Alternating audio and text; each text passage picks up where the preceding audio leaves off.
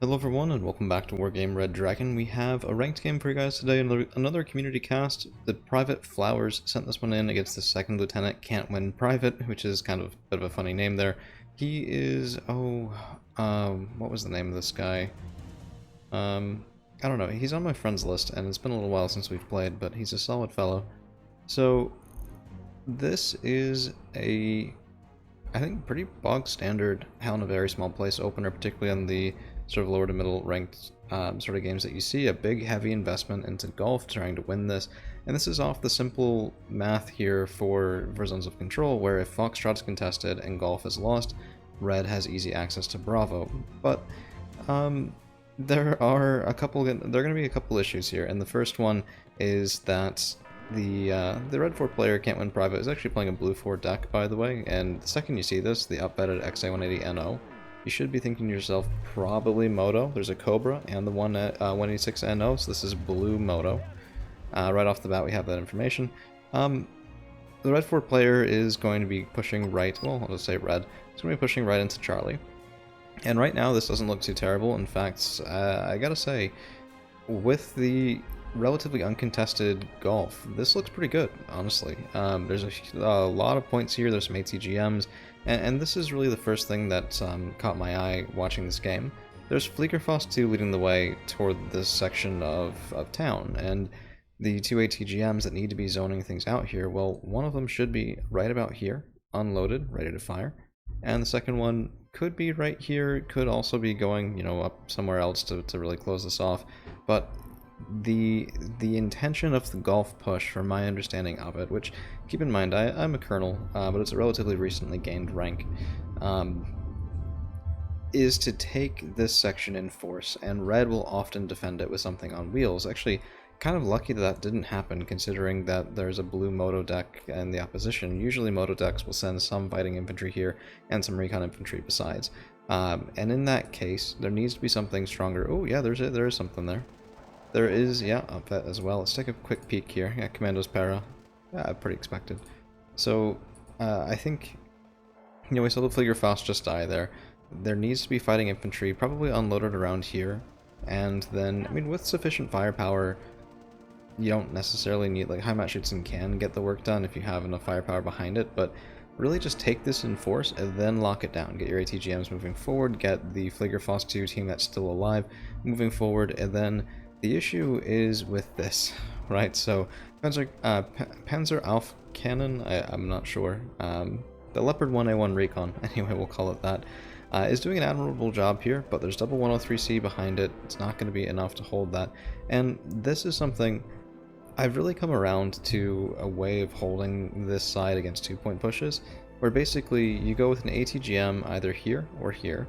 You get some recon moving forward on this side.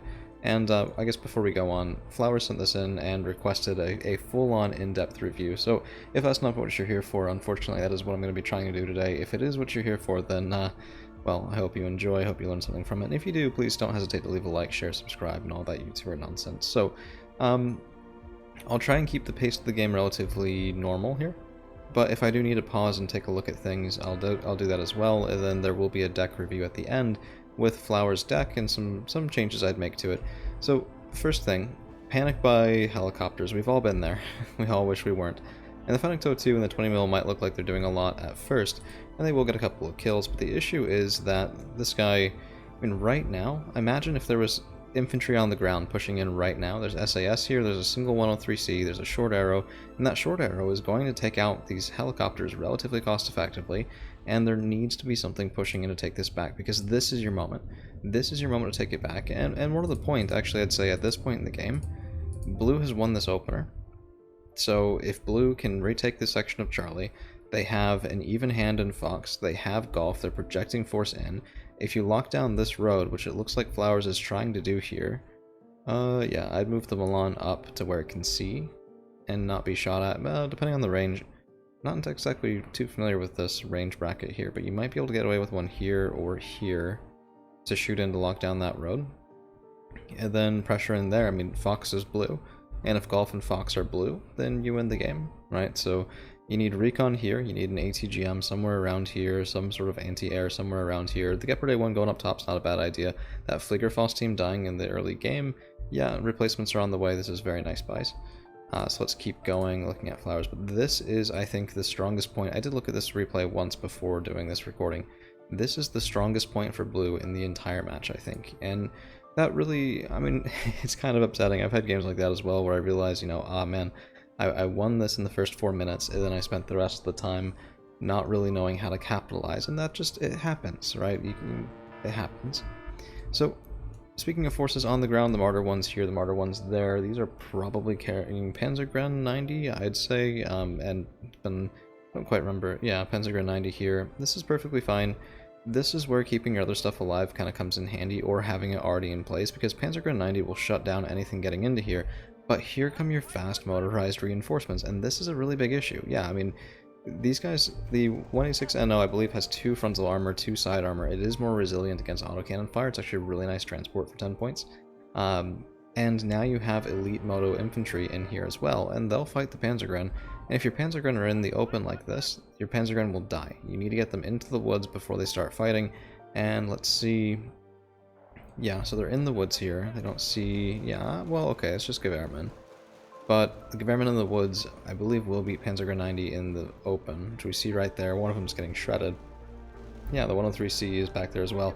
And this is where that first helicopter buy really does start to hurt, because even 5 to 10 seconds earlier, and those Panzergren are in the woods and this section's retaken, but better yet, 5 minutes earlier, take a couple fewer points up a little farther, and if you're going to do a big pushing golf, just hold here. That's all you need to do. Lock it down with an ATGM and some recon and then some elite infantry that can kill and, you know, can really punish anything that overextends in here as opposed to being pushed out. Now the other thing, this is a 103C. 80 points, 13 frontal armor, 16 AP, 15 RPM. Those are the really important stats here, along with the fact that there's no stabilizer, it has to be stationary when shooting. This thing loses, so I think you're playing Landjet mech. This thing loses to your mechanized tanks. Maybe, well, 2v2 would be a little hard to say, or 2v1. I wouldn't necessarily say that the Leopard 2A1 wins against 2 of those, but certainly one-on-one. And that is also the key to pushing this out in the mid-game, because no matter what blue does, they cannot match your armor. Mech deck armor is better than Moto armor, pretty much regardless. Now, the Leopard Verkenning is very nice, but this is, I think, where some of your forward position could be helping you. So the Leopard 2A1s, you bring them back down, go through, and you try and cut this off and squeeze from this side as well, because by now there's some reinforcements on this part near Echo. We can see red bringing them in, but those are point buys that aren't going to strengthen this side. So instead of hopping down the top, I mean, yeah, it's a nice Verkenning kill, but you're gonna see, I think, the issue with being up here real soon, which is you're very close to the red 4 air spawn, and red moto decks often take the A10 or something like that, and you have a lot of sadness. The 2A1's going in blind, by the way, because there's no recon really forward of here. You can see the Ruhrkat 76, that might have been what you're looking for, but yep, there's the A10. And let's see, 1 and 2. No? Oh, I thought it was 2 there. Oh, there it is, yeah. 200 points gone. 200. 2 minutes of income. And traded for 65 points of recon tank. So I think it's just a little bit of an overextend. We've all done it. It's just... I think that was actually really a big turning point in this game so far, is having that stuff up and dead instead of back here and helpful, because again, to take a look at neutral position, there's a Verkenning back here, there's a Ruhrkat 76, you get these Heimatschützen moving forward with 2A1 support and all this stuff is dead. You squeeze this, red can't reinforce along this section. So I think the initial response, I mean, we're 7 minutes in, a little bit more. The initial response here needed to be on the ground in here, quickly, and reroute your opener through Foxtrot in to kill his units here. Which, you know, it's hard to see that at first. It really is. I mean, there's a reason I watch replays as well, and I can tell you, sometimes I learn the most from watching my losses. Another thing too, BGS are, I think, some of the worst units in the entire game. For 10 points, you get the worst stealth of any recon infantry in the game. They have good stealth, which at first looks pretty good until you realize that every other recon infantry that isn't militia has very good stealth. Which means these guys, despite standing in woods, are spotted by the Tukjun Sa over here that we saw walking up there earlier. So they're effectively doing nothing for you. They can be mortared out of existence at any time. And at 5 strength militia training, they really just don't get much done. So looking at this as it is right now, there's a Cobra over here, the Verkenning SAS. Red is trying to consolidate into Charlie right now. And I think really the main point of this game is over the 2 point. You cannot lose your 2 point. And of course I've lost my 2 point before. I don't mean that to say, you know, that this is some inexcusable thing that never happens. Yeah, it happens. Sometimes red does this push. There's a reason, it's a tactic. In fact, I've done this push to people, right? I've done, no, not with Moto, but I've done it with general decks before. It's actually, it can be quite disconcerting to see all of that coming in. And the thing that you have to realize is, one, it's an all-in. So that's why Golf was so successful here. And it is locked down now with Fliegerfaust, the Milan 2. Oh yeah, look at that. Milan 2 should be a little closer to the edge of the woods for better line of sight at range. But this is perfectly fine. This is going to be really hard for red to push into. Really, the only remaining problem, even after some bad trades, is closing off this reinforcement line. And we're watching this happen as well. 230 points for red and 0 for blue. Red's ticking at a +2. This is entirely because Charlie is not safe enough to cap. And I think that's actually a good observation. It's some of the things that I like the most about this replay so far are, 1, you're not putting a command vehicle into danger. And 2, you're not buying planes to have it be the answer. And even that slight helicopter buy, which was a little bit, oh man, seed. Yeah, radar micro. But I think the thought process is good here. It just needs a bit more practice, which, you know, so we all need that. And I gotta say, leaps and bounds compared to, you guys might remember, Flower sent in another game a while back, and I had a guest on to comment on it as well, and the difference between that game and this game in terms of the success in the opener, I think is really pretty high. So nicely done for that. And we'll just talk about what comes next, right? Once you've won the opener, what comes next? And I guess winning might be a little bit over-exaggerated considering the +2 is lost, but I mean, yeah. So at this point, let's just do the math on this. There's been a little over 1,000. Close to 1,050 or so points in this game in income that have come in. And what's happening here is that a lot of it's being brought in, a lot of it's being brought in piecemeal with infantry that die once they get into combat. And a common thing to do from this side is just build up a little bit. Take 3 or 4 or 5 minutes, build your forces, your mech versus Moto. The way that Moto dies is against overwhelming odds, because your fire support is cheaper as mech than Moto's. The 103C aside, I mean, double 2A1 and the 103Cs don't really matter anymore. That's 2 minutes of income. A little bit less, actually. And you put in front of that, you put maybe 4 units of militia, you put double Panzerground 90 and Martyr 1s, and you get some other recon besides. And this is one of the deficiencies of this deck that I'll talk about after the game is over. Just in terms of deck building, the M41A1 is one of the best units in the entire game, and this situation is an exact example of, oh, this is here. It is a really good example of why that is. So, the M41A1 can come up, it's recon, it has armor, and it has a tank gun, and when it gets to about here, especially with Heimat shoots in moving ahead, any red player's infantry that shoots in will get mulched by 40 points, 4 main guns. Yeah, it's only 2 HE, but it really is that good. I promise you, it's just that good. In fact, I'd say it's pretty much necessary for any deck that can take it. Just do. I take 2 cards. I have a Landjet mech deck. I don't really play it in ranked all the time. I prefer Landjet General, but even in Landjet General, I take 2 cards of the M41A1. It's amazing. It really is. Another thing that I want to comment on just here in terms of using units a little bit more economically, the 1A1 I think is not necessarily worthwhile.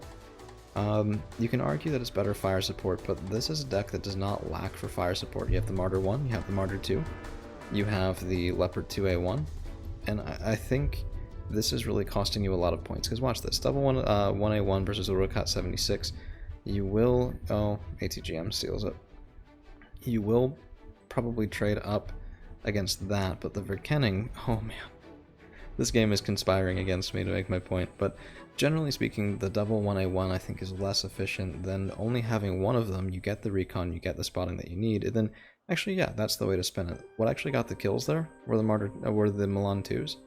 So only by one recon unit, it then pushed in with something else. There were 2 BGS up here. 2 BGS fight the same as 1 BGS against everything, which is to say that they don't. And you don't really gain anything else. Yeah, there's double BGS right here. What is gained by having the additional BGS in this town? Maybe a little bit of resilience against indirect fire, that is an argument. But it's another 15 points, right? So it's another 15 points here, it was another 15 points there, it's another 30 points with the extra Leopard 1A1, and it's functionally being used as just one. In fact, if there was only one here, the Milan 2 still would have gotten the kill. So I think that's just a little bit of points inefficiency. And some mech decks can get away with that. You can argue mech decks can actually handle point inefficiency a little bit better. Oh, radar micro. A little bit better than general, just because a lot of their stuff is so cheap for what it does. But that's not to say that you should say to yourself, okay, well, I can be more efficient, therefore more inefficient, therefore I will be more inefficient, right? That's the real strength of it, is getting that heightened efficiency in the units and then using them well and making sure that you actually are bringing that full might to bear. Because one thing that could be happening right now that red isn't doing, and I'm actually kind of surprised, is threading through here. So once you're about 14, 15 minutes in, and red has control over this section, like if I was red right now, I'd be pushing something through here, and if I can get in and clear out this forest, or get into this town, which, okay, I guess there's a Ruacat here and it got killed, maybe that's why it's not happening, but particularly if they can get in and clear out this forest, all of a sudden, there goes the hold on golf, right?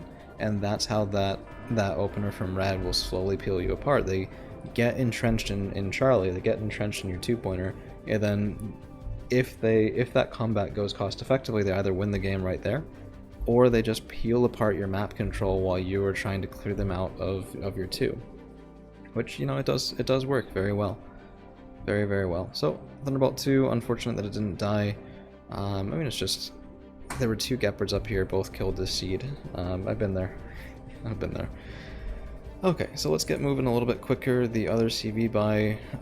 So the first one in Charlie, despite it being risky, because I think at this point, honestly, red could have pushed you here, they just didn't really realize it, is stopping the bleed. And this one will get a +1.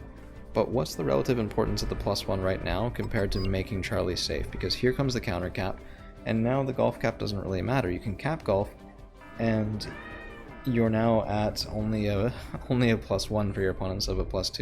You cannot reasonably cap Foxtrot or Bravo. This 100-point buy delays a little bit, yeah, but the time value of points is definitely a thing. So 100 points in the first 5 minutes is worth so much more than 100 points in the last 5 minutes. It really can't be overestimated. Now, I do like the Fallschirmjäger up here. This is nice. What you should be doing right now is this is when you go. So you have, well, if you would build up, this is when you go. This is how you go. You have Fallschirmjäger over here. You have a little bit more over here. You get fire support moving up and through here. You deny the air cover. You deny the fire support from back there. And then you push in behind at the same time as you're pushing out here. And what this does is it allows you to peel apart their reinforcements, peel apart their long-range fire support, prevent things like that helicopter coming in and giving your falls a really bad day. Well, yeah, I guess, I mean, this is what you're attempting to do, which is good. It just needed to be with more stuff. So, I mean, it's easy to say in the, well, not the pilot seat, not even the co-pilot seat, the observer's seat from back here, right? It's just, I'm advising you on something for Charlie, which is how I play a Scandi mech when I lose a position that I don't want to lose. Especially against Moto, that can be surprisingly annoying to prize out of something. You sit, you build, you push. If you do piecemeal, you end up losing lots of stuff at not as cost-effective prices as you might expect. So Gurkha's 90 right here. Again, this is a nice moment where M41A1s would rip these guys to shreds. 4 tanks shooting very quickly. And the 1A1s will actually be less efficient at this dramatically per point value, right? And that's even if they're still alive. A little too close, and the Gurkhas get the kill. So, otherwise, let's see. So I actually like the pressure in from here. Once this gets locked down, it would have been... Oh, there's a lot going on. It would have been probably decently cheap to get something through in the backside here, and then you just start sneaking through an echo and, you know, just spotting things, seeing if you can pressure the CV, anything like that. This is good, it has potential. I think really the main thing is a lack of coordination. If there's one thing to take away, well, other than don't buy BGS, if there's one thing to take away from how this worked, I think you got wrong-footed by your opponent's opener, and the coordination on the response has been a little bit worse than what it otherwise could have been. Because, I mean, you're still getting nice kills like that, you're still, you know, making some forward progress here. It's just that so much is dying that shouldn't necessarily be without getting its return on investment, and return on investment wins games. You know, you can be behind a couple hundred points in conquest points, but if you're up 1,000 points in kills, your opponent's not holding it in the late game, right? Likewise, if you're trying to push somebody out and they're reinforcing well and you're reinforcing well, but they're trading better, eventually they lose. They win that. Eventually you lose that if you're not trading well. So I think that's really what it needs to be. It's a common misconception with mech for people to think, oh, well, it's mech, I can just throw things at the problem. And unfortunately, it's really just not like that. Particularly with Landjet mech. Because Landjet mech, in my opinion, is a little bit non-traditional for mech decks. So to, apologies, it's a little bit late night, I was stifling a yawn. In particular for mech decks, I think people usually think of Entente mech and Scandi mech, and that's where a lot of people will just go right there. And there's non-traditional things. Some people will just play USSR like it's a mech deck, even if it's not. But then you do have Landjet mech, you do have DGC mech, things like that. You see them from time to time. But there are some sacrifices in the tools that you can take with those. And speaking of the tools that you can take, having looked at your deck, it does have automatics, and they haven't come out. And yeah, I guess if the seed's coming in here, that's a good reason to not have it come out. But you have two Eyehawks in the way, and the automatic is an anti-everything unit as well, so I really think not having it could have been a bit of a problem. Sorry about that. So keeping on going, at this point it's going to be really tough. So 417 points to 0 is obviously not where you want to be, and I do just want to flip it around to your opponent's perspective one more time. So there's Bonbu here, there's Commandos Para, there's Geverman. That's it that's holding this section of woods, which I think might have surprised you if you were able to just sort of stop the game and take a screenshot of it and look. And when we compare that to what you've got, you've also got not much, right? We just did have that big push in here, but your reinforcements are going around the problem, not in to actually deal with it. And this is a lot. This is 220, well no, 210, yeah, 220 points of units, double Pigra 90 in Martyr 2, 110 for each double stack of that card. And there's really nothing holding on here, but it's costing you so much. With 16 minutes in, there is still room in this game to get back. If you push your opponent out, that's a +1 right now. He'll have to cap Bravo, but if you can fight successfully over Foxtrot, and you still have leverage up here, that can be really impactful. You can still fight into the +2, it can be really impactful there as well. So it almost felt like the Martyr 2s and Panzergrenadier 90 were focusing on the wrong thing, which, you know, if I've just spent 25 minutes or so pushing into one position and not being able to succeed with it, I understand the drive to focus somewhere else. And, I mean, it did gain you some ground, it's just not the main problem. Every single time your opponent has your 2-point on a map like this, you need to stop that. It's like on Punch Bowl, where you have the +2-point side zones, and people play over those, like the edges of those zones entirely. They'll often ignore everything else in the entire map, and it is because they're just that important. So another comment too, when you had your Fallschirmjäger up here earlier, the fact that you didn't see a command vehicle or a command tank is a nice indication that it's command infantry. They have higher stealth, they're harder to spot in woods and things like that, and you had infantry right here. There's really not that many other places they can be. It might have been worthwhile to throw a bomber at the problem, which, you know, far be it from me to say that planes are always the right recourse, but consider, you're right next to your own air spawn. I think you had seed in your deck, and that could have been bought, and if you're scared about pushing into somebody who'd been fending it off decently well, Softening them up can be a definite option. They're a little close for artillery, so you could have maybe put artillery back here and started pounding in. But the range bracket on that is a little bit intimidating to know if you can even fire that close, so I understand. But a tornado IDS coming in, blanketing this, is what I think happens here later on, is how you stop that bleed for just a bit. And it equally well could have happened at the 20-minute mark instead of the 25 or the 30-minute mark. So as far as the rest of this goes, Foxtrot does have promise right now. Red has not capped it yet. Red is really making a mistake by not capping Bravo yet, and the explanation that I have here for you is that Red never really felt safe in Charlie to begin with, and Red knows at this point that that's their win condition. So the fact that they haven't capped Bravo tells you a lot about how they're feeling, which is always good. More information is good. If you know how your opponent thinks the game is going, that can often give you an edge in how you can respond, how much pressure you need to put in. If I see somebody who gets an initial engagement on me that I don't like, and they start capping things, odds are they feel pretty comfortable.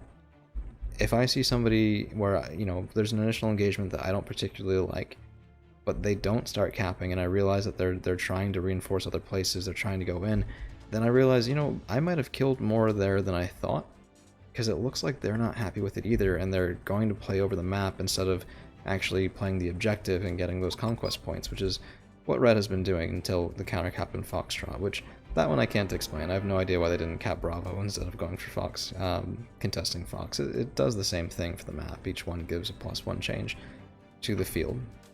So, the point of no return is about 450-ish points, I believe, as well, which is getting pretty close, but it's not there yet. I don't know. I also just want to say, props for staying in this one. I think a lot of people will quit. I've quit games before too, and I admire the spunk, shall we say, for keeping on going. Okay, so let's go a little bit quicker here, and I think there was one other really notable couple of moments in this game. Well, one or two other really notable moments. Hard for me to English at midnight, but in theory it's my first language. We'll see. Okay, let's find this. Yeah, double 103Cs. Yeah, I really think that a couple of your Leopard 2A1s could have come in here and been a very dominant force from early on. The 103Cs can't deal with it. There's no real IFVs like that to speak of from a moto deck that can deal with that sort of main gun. And I think they would have really helped clear out Charlie with some M41A1s and other sort of supporting elements there. Other than that, yeah, there's the IDS bomber. That did get the kill. And now it's even, and if it was even at the 30-minute mark instead of 11-minute mark, 477 points, that can be a very different game. So my summary for this for you is basically, this is in my opinion, a well-played loss, particularly in the opener, where a couple of differences in buying and in reinforcing, particularly early on with the helicopter buys instead of stuff on the ground, and the little bit of a different emphasis, could have made for big changes. Which is kind of annoying, right? It's like, it's a little bit annoying to realize that just a handful of decisions really did sway this. But I think that is at least my takeaway for this game, is a couple of different decisions, and this would have looked very different, which, you know, I guess it's easy to say you play the game differently, you get a different result, but yeah, so to recap, once you have a success in golf, and you should have success with it, I think, not with leading with the Fliegerfaust, but with some fighting infantry that can go up here and contest this. You keep those Fliegerfaust alive, all of a sudden you need fewer points to reinforce into golf. That's more stuff into Charlie to retake this section. The 2A1s that went up here got a kill, then got killed by an A10. Instead of doing that, you bring them back, you squeeze your opponent's side, you cut off their line of supply, because Red has to go through here to get up into Charlie, and if they can't, then, well, you retake this eventually, even if it is quite bloody. And had you really put the screws to your opponent that way, then you can end up looking at control over most of Foxtrot, control over Charlie, control over golf, and that's a winning formula.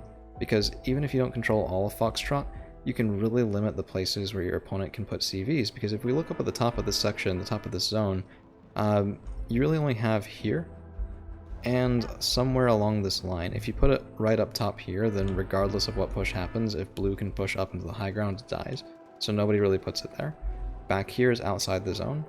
The tricky thing is not when they put it on the left, but it's actually when they put it along here on the right, because it could be anywhere along here, and so artillerying it isn't as effective, bombing it isn't as effective. It's a bit of a guessing game, which is a little bit annoying, but even then, if you control golf, well, you push up here, you kill it, or you realize it's not there.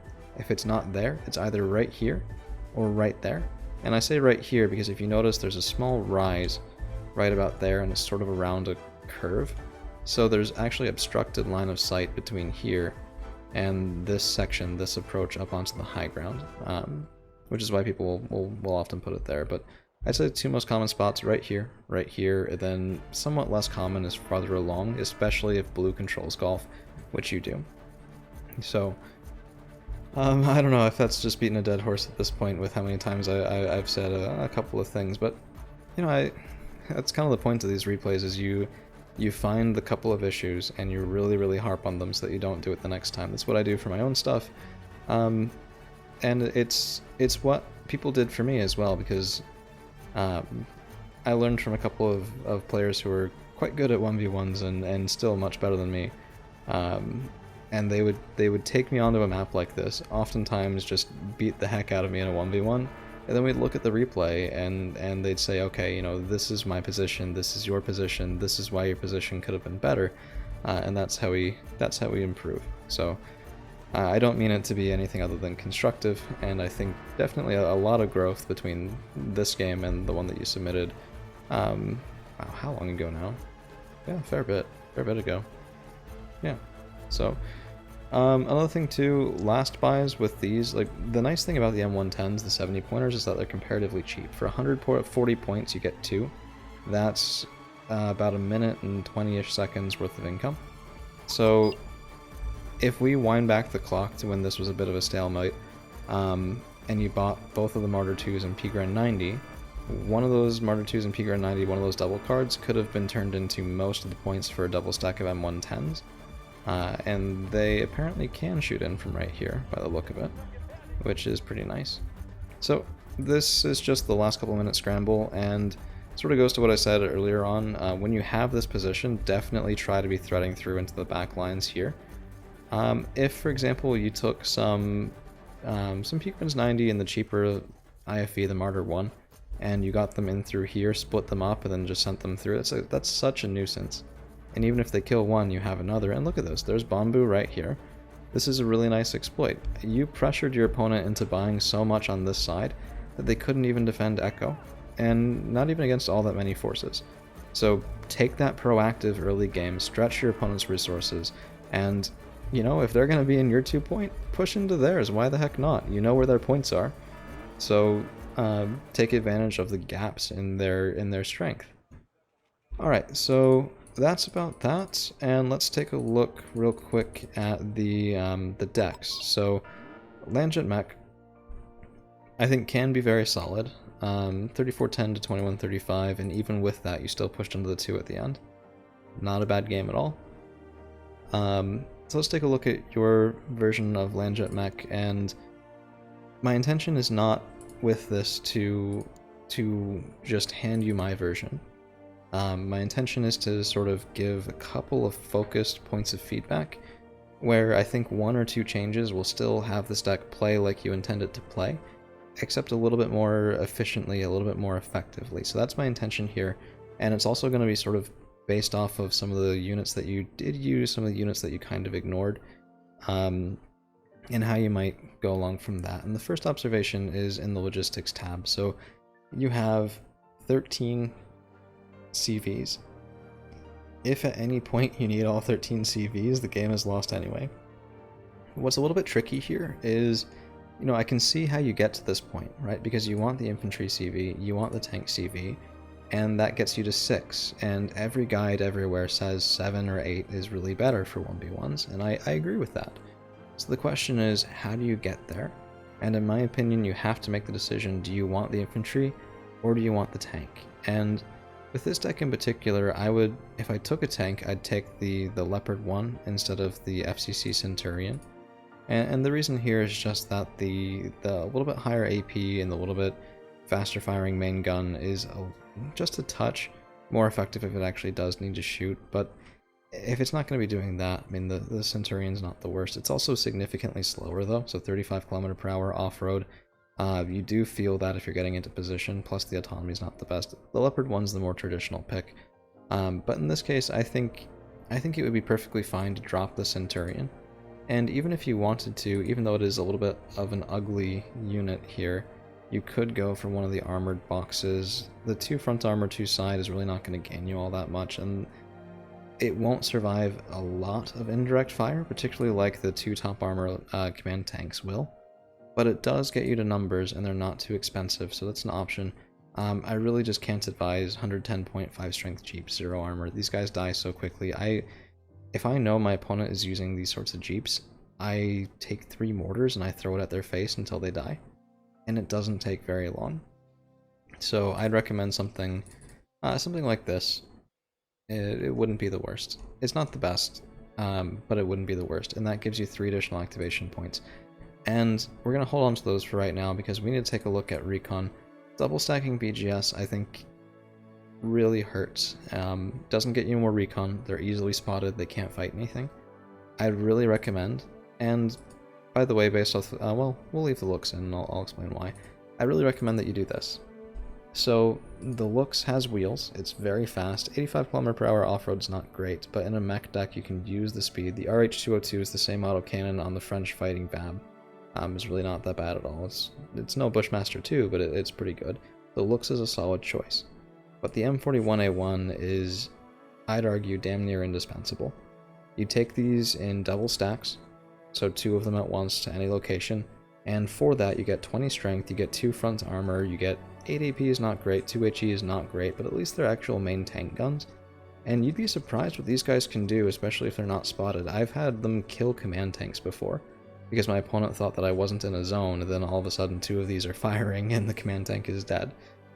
Right, so they're also very cheap, and they can handle situations where you need cheap recon and fire support all at once. In fact, if I were you in that last game and I was getting pushed into my 2 like that, I probably would have taken 4 or 8 of these and just thrown them at the problem, along with some Martyr 2s, Panzergren, some Heimat shoots in, and even with that, even saying we go crazy, we just go nuts, we bring 8 of them, that's 80 points. It's not even a full minute's income, right? A single double stack of Martyr 2s with Panzergren 90 is more expensive than 8 of these. It's more expensive than 10 of these. You could nearly buy the whole card, right? So, even, you know, my recon tab for Landjet Mech drops the Leopard 1A1 and takes a second card of M41A1s. They're that good. So I can't stress that enough. Otherwise, I gotta say, I really like your tank tab here. I like your support tab well enough anyway. I take pretty much the same thing. I take a different Gepard and I downvet the automatic, but it's really just a matter of how you feel about it. And the plane tab is overall fine. Particularly for now, I think, until you get a couple more games under your belt, this is absolutely fine. You're not leading on planes, which is very good. Play on the ground. When on the ground, that's the way. That is the way. So, Martyr VDS 1 is really my only other thing that I would change out. This deck, your deck really has a lot of good fire support already, and I think you should be spending points on that instead of on this. So I would take that out. And you might put in something like the Flak Panzer M42A1 for cheap base defense. Or if you like recoilless rifle jeeps, you can take those, but they are a little bit easy to feed points into if you're not used to them. The PNMK is also a pretty good choice for base defense. Might look a little bit odd, but this thing has longer range against helicopters than the M42A1 does, 1575 compared to 1400. For 5 points more, it's a different autocannon, longer range versus ground. Perfectly fine choice. So I would actually, yeah, I take the M42A1, PNMK is perfectly fine, and we still have those 3 points to spend. So what we can do with that is we can get more infantry, because you don't have a full infantry tab. You could get another tank. Actually, with this infantry tab, what I would probably do, I mean, you have elites, you have your militia, you have Panzergren 90 in the Martyr 1 and Martyr 2. What I'd probably do is I'd come in here and I would take some Dragoner in the 2 frontal strength box. And the reason here is Dragoner are actually very good for their price. You get the MG3, which is quite capable, They're regular training, but consider how much more you get for a card of Dragoner compared to a Heimatschützen. 10 points for a Heimatschützen. Heimatschützen has a 1 frontal armor box for 5 points. Dragoner has a 2 frontal armor box, actually has a reasonable tertiary, and can stand and fight, and the upvetted Dragoner in mech decks will beat so many other line infantry, it's not even funny. I mean, these guys are straight up good fighting infantry for 10 points. Now, they won't handle shocks very well. Particularly shocks, well, they'll actually handle shocks in unspec decks reasonably okay. Just not in mechanized or motorized decks like the one that you were fighting. But I'd take one of those, and I would probably come in here and I would take... I like Livgarden 85. They have the Licta MG3 Tertiary, which is just an improvement on the MG3, although not by that much. But the Carl Gustav M3 is really what you're paying for here. And that might seem a little bit interesting, considering that Panzergren 90 have the 24 AP powered Panzerfaust 3, but consider that they're very different packages. So, yeah, the infantry are both 25 points, they both have the same tertiary, but the Carl Gustav M3 has 875 meter range on its secondary, which will really surprise a lot of people, and that's what you're paying for, is the range. Another option, if you don't want to go with another 25 cost infantry card, is the base Livgarden. Because you still get the MG3, they're 20-point shocks in a 5-point box, which is quite cheap, especially when your only other shocks come in Martyr 1s or Martyr 2s. Quite capable vehicles, but for right now I think this is good enough. And then we could come in and we could take a cheaper tank if you wanted, or you could take something else for 2 points, just so long as it's not a helicopter. Play around with it, see what you like, and I hope this was helpful, I hope this was useful. Always happy to do another replay or give comments on games, things like that. And I wish you the best of luck. Ranked is hard, and it's particularly hardest when you're first getting started with it. And I think you should feel good about this game. There are losses to feel good about, and this one's definitely one of them. A couple of small tweaks, and it would have been a victory. All right, that's all I've got for you guys today. Thank you all for hanging around, and we'll see you again real soon.